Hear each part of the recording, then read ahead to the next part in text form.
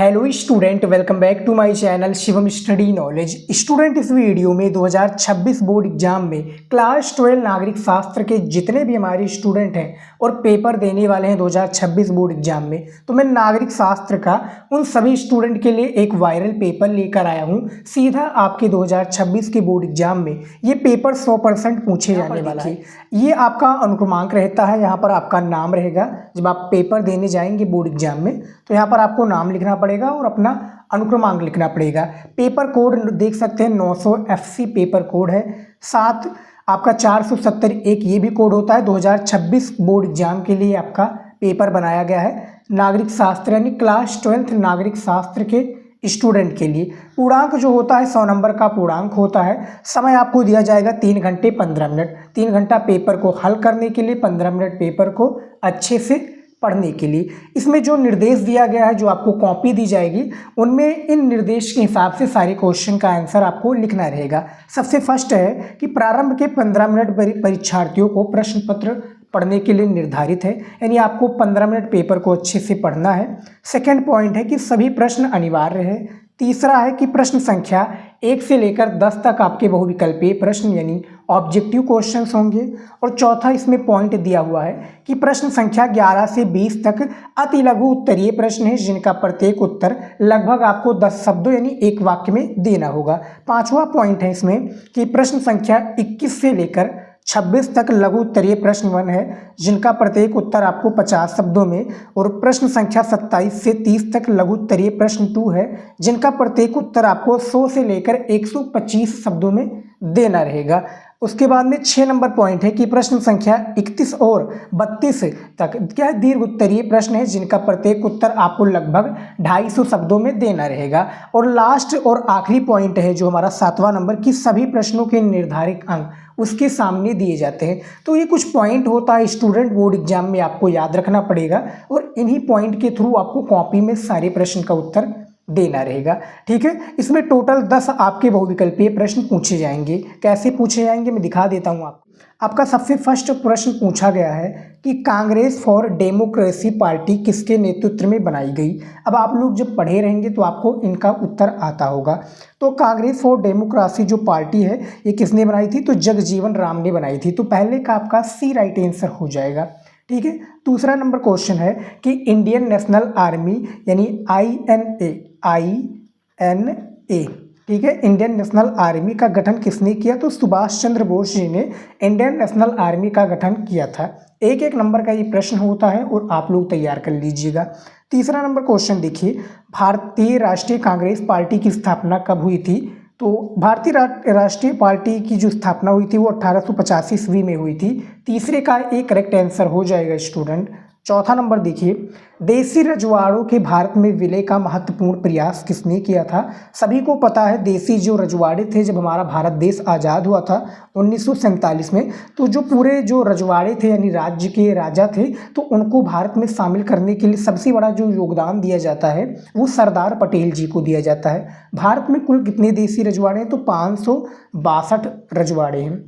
ठीक है, 5 नंबर प्रश्न है कि भारत में अनुसूचित जनजातियों के जीवन यापन का मुख्य साधन क्या है। तो भैया इनमें जो हमारे अनुसूचित जनजाति के लोग हैं, इनमें जीवन यापन का सबसे बड़ा जो साधन माना जाता है वो खेती बाड़ी यानी कृषि माना जाता है स्टूडेंट। 6 नंबर क्वेश्चन है कि वर्ष 1992 में हुई रासायनिक हथियार संधि CWC पर कितने देशों ने हस्ताक्षर किए थे। रासायनिक हथियार संधि यानी रासायनिक हथियार का प्रयोग नहीं कर सकते, तो इनमें लगभग 181 देशों ने इस पर एक प्रकार से हस्ताक्षर यानी साइन किया था भैया। ठीक है, 6 नंबर का सी वाला क्वेश्चन आंसर सही हो जाएगा। 7 नंबर है कि निम्नलिखित में से कौन संयुक्त राष्ट्र का अंग है, यानी इन चारों में से आपको बताना है कि संयुक्त राष्ट्र का अंग कौन सा हो जाएगा। तो डी वाला करेक्ट आंसर है स्टूडेंट, यानी सही विकल्प यही हो जाएगा। सुरक्षा परिषद, सचिवालय और महासभा, ये तीनों इसके अंग हैं। 7वां क्वेश्चन भी हो गया। उसके बाद में देख लेते हैं अगला क्वेश्चन। ये देखिए 8 नंबर प्रश्न दिया हुआ है कि भारत तथा पाकिस्तान के बीच शिमला समझौते पर हस्ताक्षर कब हुए थे। तो शिमला समझौते पर जो हस्ताक्षर हुआ था वो 1972 में हुआ था। 9 नंबर प्रश्न है कि यूरोपीय संघ के कितने देशों के पास परमाणु हथियार हैं, यानी यूरोपीय संघ के पास कितने देशों के पास परमाणु हथियार है? तो भैया 2 देशों के पास। वो कौन से हो जाएंगे? सबसे पहला आपका फ्रांस और दूसरा ब्रिटेन। ये इन 2 देशों के पास में क्या है? परमाणु हथियार है, जो कि यूरोपीय संघ की यहाँ पर बात हो रही है।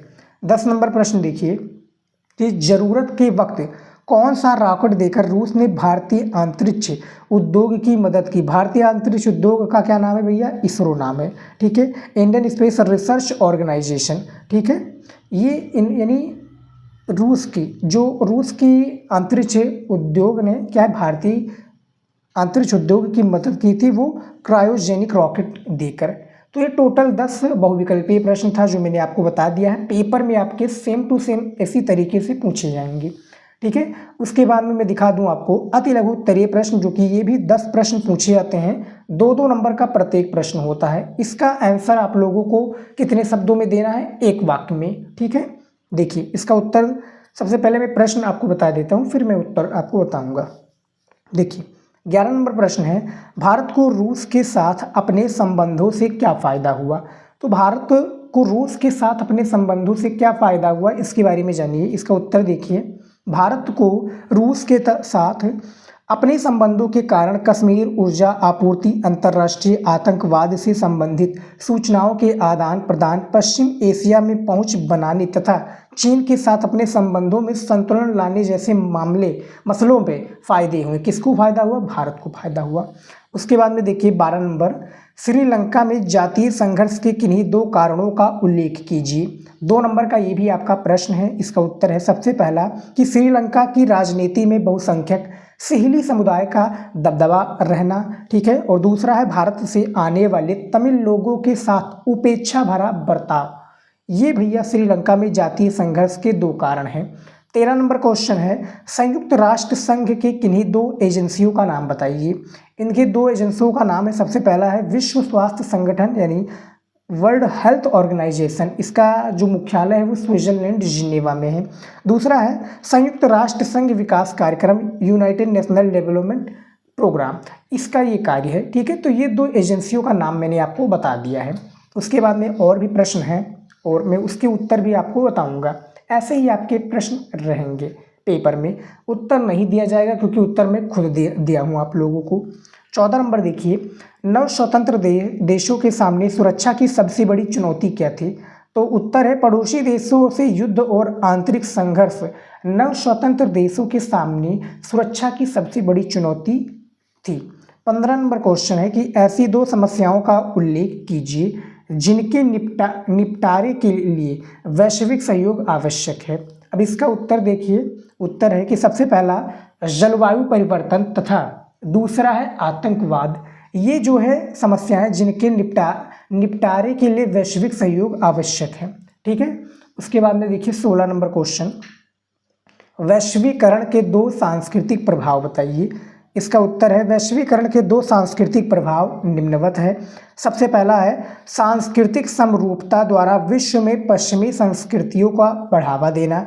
दूसरा है खान पान पहनावे में नए विकल्पों का उत्पन्न होना। ये वैश्वीकरण के 2 प्रभाव हैं। 17 नंबर प्रश्न है कि देश के विभाजन से प्रभावित किन्हीं 2 राज्यों का नाम उल्लेख कीजिए। तो भैया इनमें सबसे पहला है बंगाल, यानी जब बांग्लादेश आज़ाद हुआ तो सबसे ज़्यादा प्रभावित कौन सा जो राज्य था हमारा बंगाल, यानी पश्चिम बंगाल था। उसके बाद में पंजाब, यानी जब पाकिस्तान आज़ाद हुआ तो पाकिस्तान के पश्चात वहाँ पर भी पंजाब है और हमारे यहाँ पर भी पंजाब है, ठीक है। तो दोनों राज्य सबसे अधिक प्रभावित हुए विभाजन के टाइम पर। 18 नंबर प्रश्न है कि सोशलिस्ट पार्टी का गठन कब हुआ? कुछ प्रमुख समाजवादी नेताओं के नाम भी बताइए। उत्तर है सोशलिस्ट पार्टी का गठन 1948 में हुआ। आचार्य नरेंद्र देव, जयप्रकाश नारायण, राम मनोहर लोहिया और अशोक मेहता कुछ प्रमुख समाजवादी नेता रहे। 19 नंबर क्वेश्चन देखिए कि किन्हीं 2 बहुउद्देश्य नदी परियोजनाओं के नाम लिखिए। अब इनमें जो 2 बहुउद्देश्य नदी परियोजनाओं के नाम हैं उनको देख लेते हैं। इसका उत्तर है सबसे पहला है भाखड़ा नांगल बांध परियोजना तथा दूसरा है हीराकुंड बांध परियोजना। ये किन्हीं 2 बहुउद्देशीय नदी परियोजनाओं के नाम हैं। ठीक है, ध्यानपूर्वक आप लोग पढ़ लीजिए। उसके बाद में देखिए आखिरी प्रश्न है हमारा अति लघु उत्तरीय का कि भारत के परमाणु कार्यक्रम की शुरुआत कब हुई थी। 2 नंबर का प्रश्न है। इसका उत्तर देखिए कि भारत के परमाणु कार्यक्रम की शुरुआत 1940 के दशक के अंतिम वर्षों में डॉक्टर होमी जहांगीर भाभा के निर्देशन में हुई थी। भारत शांतिपूर्ण उद्देश्यों में इस्तेमाल हेतु अणु ऊर्जा बनाना चाहता था। ठीक है, तो ये टोटल 10 प्रश्न थे अति लघु उत्तरीय के, जो मैंने आपको प्रश्न सहित उत्तर बता दिया है। अब चलिए देख लेते हैं इसके लघु उत्तरीय प्रश्न 1 को।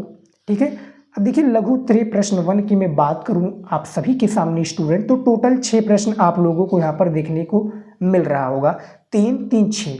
ठीक है, और हर एक प्रश्न आपका 5 अंक का होता है। जब आप एक प्रश्न का उत्तर देंगे तब आपको 5 अंक दिए जाएगा, और ये सभी प्रश्न का उत्तर आपको बुक में और आपके जो क्वेश्चन बैंक है उसमें मिल जाएगा। देखिए 21 नंबर क्वेश्चन है, और आप लोगों को पेपर का पैटर्न भी समझ में आ रहा होगा कि पेपर का जो पैटर्न होता है, यानी जो क्वेश्चंस पूछे जाते हैं वो हार्ड है या नॉर्मल है। ठीक है, ये आपको वीडियो देखने के बाद में या वीडियो देख ही रहे हैं आपको पता चल रहा होगा। 21 नंबर जो क्वेश्चन है कि पाकिस्तान में लोकतंत्र की स्थायी स्थापना में बाधक कारणों का उल्लेख कीजिए, ये क्वेश्चन आपका पूछा गया है। 22 नंबर क्वेश्चन है कि आतंकवाद आधुनिक विश्व की सबसे बड़ी सुरक्षा समस्या है, इसके प्रमुख कारणों का उल्लेख कीजिए, ये भी आपका पूछा गया है। 23 नंबर क्वेश्चन है कि अंतर्राष्ट्रीय मुद्रा कोष यानी IMF इंटरनेशनल मनी फंड, जो कि भैया आपकी हमारी जो पड़ोसी मुल्क पाकिस्तान है उसको भी सबसे ज़्यादा यही फंड देता है। ठीक है, मुद्रा कोष पर संक्षिप्त टिप्पणी लिखिए कि क्या होता है ये। 24 नंबर क्वेश्चन है कि भारत चीन संबंधों में तनाव के मुख्य बिंदु क्या क्या रहे हैं, इसके बारे में बताइए। और 25 नंबर प्रश्न है भारत में रियासतों के एकीकरण में किसकी प्रमुख भूमिका थी, इसके बारे में आपको बताना है। और 26 नंबर प्रश्न है कि प्रथम पंचवर्षीय योजना का देश के विकास पर क्या प्रभाव पड़ा, इसके बारे में बताइए। तो टोटल आपको 30 नंबर इससे मिल जाएगा लघु उत्तरीय प्रश्न 1 से, जब आपके यानी इन बताए गए प्रश्नों का उत्तर देंगे आप लोग। ठीक है, मैंने कई सारी वीडियो बनाए, उसको आप लोग देख सकते हैं। उसके बाद में देखिए अब आ चुका है लघु उत्तरीय प्रश्न 2, जो कि टोटल 4 प्रश्न इसमें होते हैं। हर एक प्रश्न का उत्तर आप देंगे तो आपको 6 नंबर दिया जाएगा। जैसा कि 27 नंबर प्रश्न दिया हुआ है कि सोवियत संघ के विघटन का भारत जैसे देशों पर पड़े प्रभाव का वर्णन कीजिए। जैसे भारत जैसे जो बड़े देश हैं, इन पर जो सोवियत संघ का जो विघटन हुआ था 1991 में, 15 जो गणराज्य थे वो टूटकर अलग हो गए थे। ठीक है, तो उन पर क्या प्रभाव पड़ा ये आपको बताना है। 28 नंबर क्वेश्चन है कि यूरोपीय संघ की सफलता के प्रमुख कारणों का उल्लेख कीजिए। आपको इनके प्रमुख जो कारण हैं इनके आपको उल्लेख करना रहेगा। 29 नंबर क्वेश्चन है भारत के आर्थिक विकास में पंचवर्षीय योजनाओं की भूमिका का परीक्षण कीजिए, इनकी आपको भूमिका का परीक्षण करना है। और 30 नंबर क्वेश्चन है कांग्रेस के प्रभुत्व की प्रकृति का वर्णन कीजिए। तो ये टोटल आपके 4 प्रश्न हैं। इसका आंसर आप लोगों को यानी जो प्रश्न का उत्तर होता है इसमें बाकायदा बताया गया है निर्देश में कि 100 से लेकर 125 शब्दों में देना रहेगा। ठीक है, तो मैंने कॉपी लिखने का तरीका भी बताया हुआ है। फिलहाल आप पेपर वाले पर ध्यान दीजिए। ठीक है, कि पेपर का पैटर्न कैसे आता है, और इन सभी बताए गए प्रश्नों को तैयार कर लोगे तो आपका स्टूडेंट 100 में से आपका 80+ नंबर जरूर पक्का रहेगा। ठीक है, इसके बाद में अब हम बात कर लेते हैं दीर्घ उत्तरीय प्रश्न के बारे में। ठीक है, ये देखिए दीर्घ उत्तरीय प्रश्न आपका आ चुका है। दीर्घ उत्तरीय प्रश्न जो कि टोटल हमें केवल 2 ही प्रश्नों का उत्तर यहाँ पर देना रहेगा। यहाँ पर देखिए 31 नंबर प्रश्न में कि भारत चीन संबंधों का सविस्तार समझाइए, यानी हमें सविस्तार समझाना रहेगा और हमें 8 नंबर एग्जामिनर देगा। अथवा करके दिया हुआ है कि वर्तमान विश्व व्यवस्था के संदर्भ में संयुक्त राष्ट्र संघ की भूमिका का परीक्षण कीजिए। अब हमें यहाँ पर समझने वाली बात है कि दोनों में से केवल एक करना है, क्योंकि अथवा लगा है। अब जो आप दोनों में से किसी एक प्रश्न का भी आप उत्तर जानते हैं तो आप लिख दीजिए, 8 नंबर आपको एग्जामिनर ईमानदारी से देगा। 32 नंबर प्रश्न है कि भारत में पहले 3 आम चुनावों में कांग्रेस के प्रभुत्व के क्या कारण थे, इस काल में विपक्षी दलों की भूमिका क्या थी, यानी विपक्षी जो दल थे उनकी क्या भूमिका थी ये आपको बताना है। वो नहीं समझ में आ रहा तो अथवा करके स्वतंत्रता के पश्चात भारत की प्रमुख चुनौतियां क्या थीं? उनमें से किन्हीं दो चुनौतियों के समाधान के लिए क्या उपाय किए गए ये बताना है। ठीक है, तो टोटल 4 प्रश्न दिए जाते हैं, केवल करना आपको 2 ही प्रश्न है, जिसके लिए आपका 16 नंबर जो है बिल्कुल क्या हो जाता है स्टूडेंट, वो आपका फिक्स हो जाता है। समझ में आ गया? तो ये जो हमारा एक वायरल पेपर था सिविक्स के स्टूडेंट के लिए, यानी जो हमारे आर्ट साइड के नागरिक शास्त्र के विद्यार्थी हैं उनके लिए एक वायरल पेपर में लेकर आया था 2026 बोर्ड पेपर के लिए। आई होप कि ये वीडियो आप लोगों को अच्छा लगे तो लाइक ज़रूर कर लीजिएगा और चैनल को सब्सक्राइब कर लीजिएगा स्टूडेंट, क्योंकि मैं इसी तरीके से जो हमारे आर्ट स्ट्रीम के विद्यार्थी हैं उनकी मैं तैयारी कराता हूँ।